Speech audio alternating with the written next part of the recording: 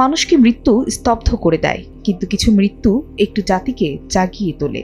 দেশের রাজপথ থেকে সিঙ্গাপুরের হাসপাতাল প্রতিটি মুহূর্ত ছিল এক চরম উৎকণ্ঠার, কিন্তু শেষ পর্যন্ত সব প্রার্থনাকে পেছনে ফেলে ইনকিলাব মঞ্চের মুখপাত্র শরীফ ওসমান হাদী চলে গেলেন না ফেরার দেশে।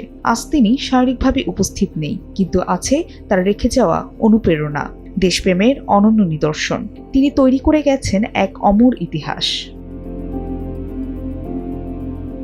গত 12 ডিসেম্বর রাজধানীর বিজয়নগরের ব্যস্ত রাজপথে গণসংযোগে লিপ্ত ছিলেন ওসমান হাদী। হঠাৎ চলন্ত মোটরসাইকেল থেকে ধেয়ে আসা আততায়ীর বুলেটে বিদ্ধ হয় তার মাথা।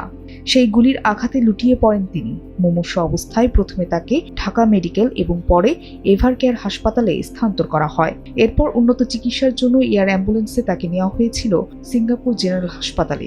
দীর্ঘ 7 দিন মৃত্যুর সঙ্গে পাঞ্জা লড়ে গত 18 ডিসেম্বর রাতে চিকিৎসাধীন অবস্থায় শেষ নিঃশ্বাস ত্যাগ করেন হাদী। নিভে যায় একটি উজ্জ্বল নক্ষত্র। বাংলাদেশ হারায় তার এক নির্ভীক ও সাহসী সন্তানকে। শনিবার লাল সবুজের পতাকায় মোড়ানো তার নিথর দেহ স্বদেশের মাটিতে ফিরে আসে। বিকেল 5:49 হযরত শাহজালাল আন্তর্জাতিক বিমানবন্দরে যখন কফিনটি স্পর্শ করে প্রিয় মাতৃভূমি, তখন সেখানে উপস্থিত হাজারো মানুষের আহাজারিতে আকাশ বাতাস ভারী হয়ে ওঠে। তার সম্মানে ঘোষণা করা হয় রাষ্ট্রীয় শোক। রোববার সকালে সোহরাওয়ার্দী হাসপাতালে ময়নাতদন্ত ও হৃদরোগ ইনস্টিটিউটে শেষ গোসল শেষে এক বিশাল শোক মিছিলের মাধ্যমে ওসমান হাদীকে নিয়ে আসা হয় জাতীয় সংসদের দক্ষিণ প্লাজায়। রাজধানী ছাড়িয়ে দেশের প্রান্তিক জনপদ থেকেও ছুটে আসে লাখ লাখ মানুষ। মানিক মিয়া অ্যাভিনিউ থেকে সংসদ এলাকা পুরো জনপদ যেন এক জনসমুদ্রে পরিণত হয়। প্রত্যক্ষদর্শীরা বলছেন এটি ছিল স্মরণকালের অন্যতম বৃহত্তম জানাজা, যেখানে প্রায় 7 থেকে 8 লাখ মানুষের উপস্থিতি লক্ষ্য করা যায়।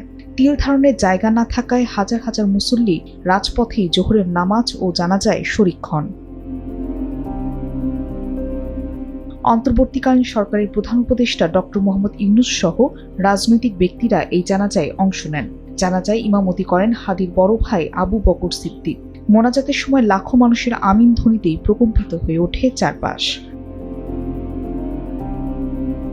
সেখানে জানাজা শেষে এক বিশাল শোক মিছিলে তার মরদেহ নিয়ে যাওয়া হয় ঢাকা বিশ্ববিদ্যালয় প্রাঙ্গণে। বিকেল 3:30টায় জাতীয় কবি কাজী নজরুল ইসলামের সমাধির পাশে চিরনিদ্রায় শায়িত করা হয় তাকে। ওসমান হাদী শারীরিকভাবে চলে গেছেন, কিন্তু তার সাহস, তার ভালোবাসা, তার আদর্শ সবার হৃদয়ে চিরকাল বেঁচে থাকবে। তিনি দেখিয়ে গেলেন সত্যের পথে লড়াই করতে গিয়ে প্রাণ দিলেও তার ক্ষয় নাই। ন্যায়ের পথের আত্মত্যাগ কখনোই বৃথা যায় না।